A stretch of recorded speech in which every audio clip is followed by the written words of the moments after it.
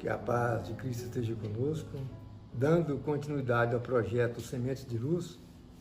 Hoje vamos falar da mensagem contida no Evangelho segundo o Espiritismo, no capítulo 18, itens 3 e 5, que tem o título A Porta Estreita.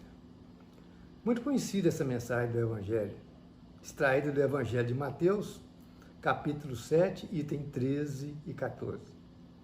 Onde Jesus incentiva os homens a que entrem pela porta estreita, alertando-nos de que larga é a porta e espaçoso o caminho que conduz à perdição.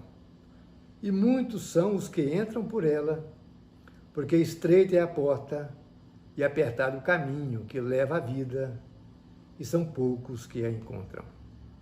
Meus irmãos, é preciso a gente compatibilizar a fala de Jesus com a figura de um Deus pleno de amor, justiça e bondade, que ele apresentou à humanidade como Pai, afirmando a todos nós que essa passagem é de difícil acesso à felicidade e que a porta para a perdição apresenta-se larga a ponto de serem poucos que fazem bem essa escolha. Para entendermos essa metáfora, o Espírito Emmanuel, mentor do médium Francisco Cândido Xavier, no livro Ceifa de Luz, ele assevera que o nosso dever é nossa escola e que esse caminho estreito a que se refere Jesus é a fidelidade. E cabe a cada um de nós manter limpa e constante essa fidelidade. É o culto às obrigações assumidas diante do bem. Significa que é imprescindível sacrificar esse entendimento no nosso íntimo. Assim, a reflexão deve ser vista com mais profundidade, onde a passagem pela porta estreita implica no cumprimento dos nossos deveres. E só conseguiremos mediante o sacrifício dos nossos vícios e paixões negativas. Não há outra forma. É preciso de sacrifício. Os deveres que a vida impõe representam um programa de aprendizado, mas também de sublimação. É o planejamento reencarnatório que propomos cumprir. Gente, cumprir esses deveres costuma ser árduo, porque se contrapõe os hábitos do homem velho.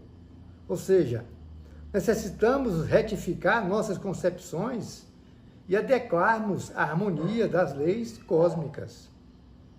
Kardec elucida essa questão em O Livro dos Espíritos, nas questões 614 e seguintes, onde ele assinala que Deus rege o universo com base em leis perfeitas.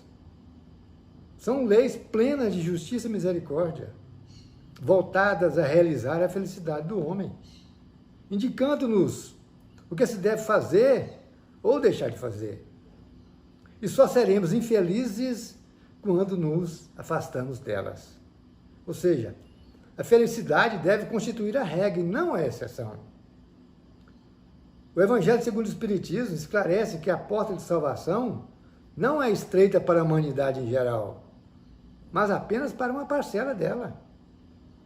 Parcela que está situada em seu próprio estado evolutivo. Por quê? Porque vivemos ainda um mundo de provas e expiações. Afinal, não faz nenhum sentido que um Deus amoroso estabeleça uma sistemática na qual a conquista da felicidade seja extremamente difícil, a ponto de ensejar a perdição da maioria de suas criaturas. Evidentemente que não. Então a porta estreita traduz, por assim dizer, uma pequena crise do processo evolutivo, na qual o ser imortal que somos é convidado à transcendência. Ou seja, a mensagem fala em convite, não em sistema. Essa é a essência.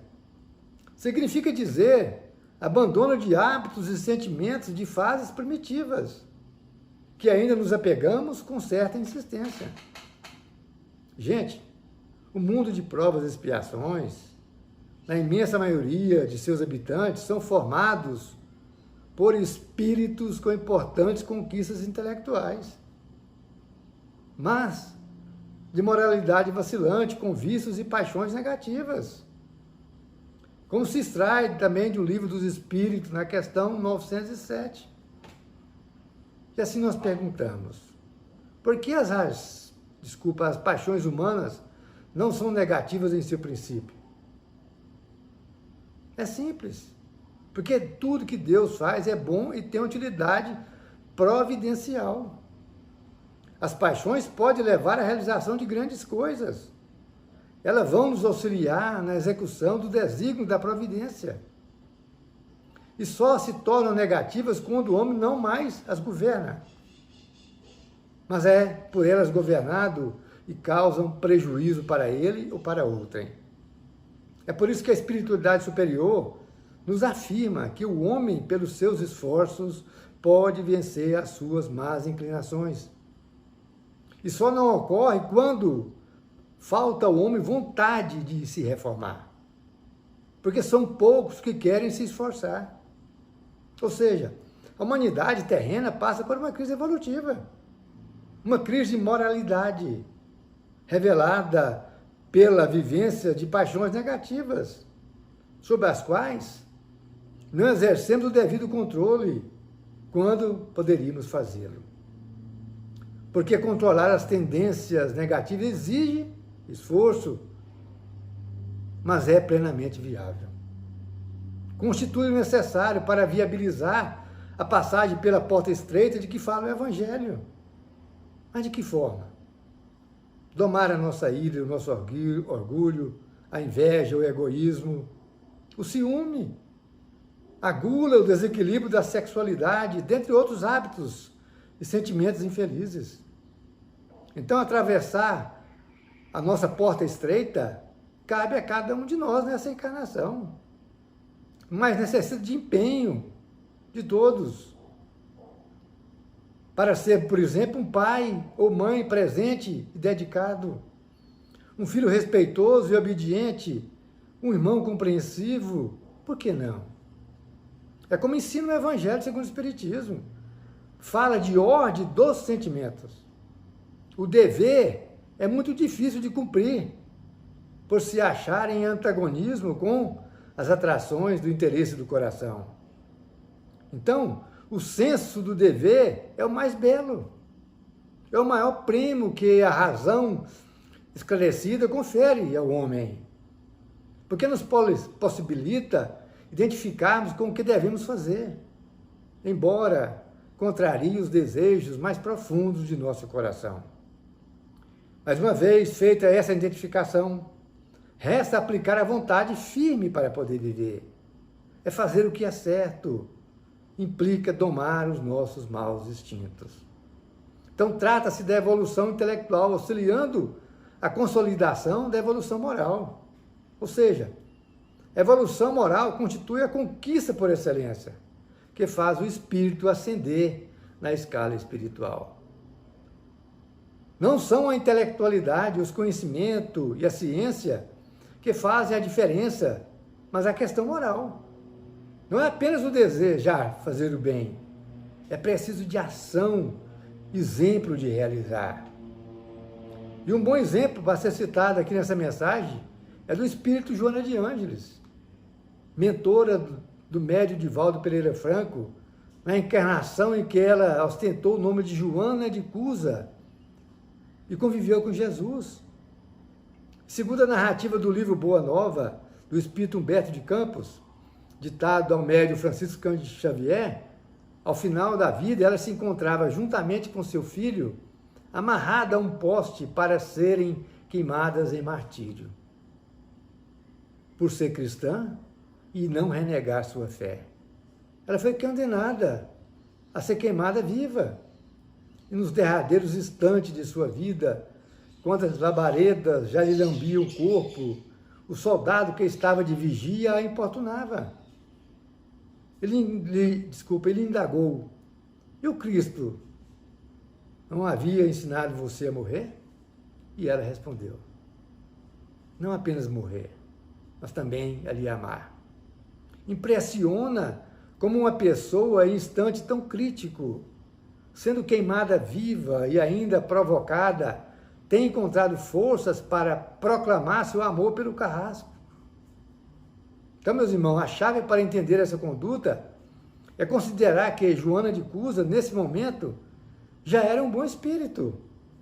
Ela já havia vencido o mal em si mesma, domado todas as suas paixões negativas. Ela não poderia blasfemar ou ofender, pois nada disso mais existia nela. Em seu íntimo pacificado havia apenas o bem.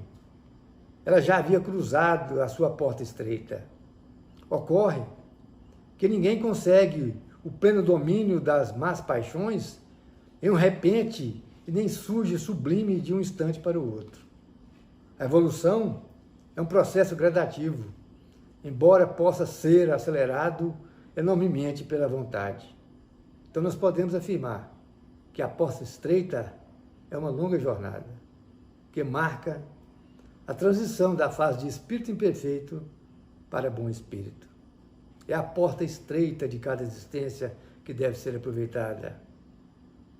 Deus é que dosa as experiências, conforme as possibilidades de cada um de seus filhos.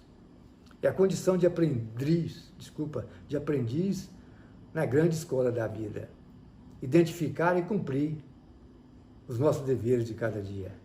Entender que a nossa felicidade não é realizar fantasias e caprichos. Isso reflete velhos hábitos de um passado que convém deixar para trás em caráter definitivo. E suposto, meus irmãos, entender isso compete a cada um de nós, ser digno e bondoso e aplicar a vontade firme na realização desse projeto que constitui o nosso roteiro de libertação, a nossa porta estreita. Sentir, viver e amar. Confiante que Deus é Pai, Deus é sabedoria, Deus é bondade. Muita paz a todos e meu muito obrigado.